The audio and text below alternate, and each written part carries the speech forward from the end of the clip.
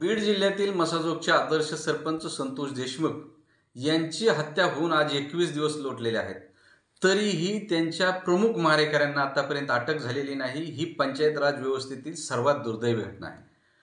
प्रचंड जनआक्रोश या महाराष्ट्रामध्ये या घटनेवरून सुरू आहे. गाव पातळीवर कसं काम करावं असा प्रश्न सरपंचाच्या समोर आहे. मी तमाम सरपंचांना राज्यातल्या विनंती करणार आहे ती संतोष देशमुख आज जात्यात असन तर आपण सर्वजण आज सुपात आहोत. आपल्या सर्वांवर अशी पाळी येऊ शकते.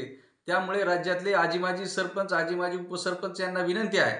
आज आपण राज्यभरातील ग्रामपंचायती 2 तारखेपर्यंत बंद ठेवलेल्या आहेत.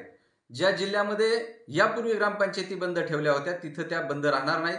परंतु प्रचंड महाराष्ट्रातल्या सगळ्या ग्रामपंचायती आज बंद होऊन एक रोष सरकारच्या विरोधात आपण सरकारला मागणी करत आहोत की संतोष देशमुखांच्या मारेकऱ्यांना तात्काळ अटक झाली पाहिजे. जर तात्काळ अटक नाही झाली आणि आमच्या ज्या मागण्या आम्ही मुख्यमंत्र्यांना आता निवेदन दिलेलं आहे की जर या मागण्या 7 तारखेपर्यंत आमच्या पूर्ण झाल्या नाहीत तर आझाद मैदानावर 7 तारखेला राज्यभरात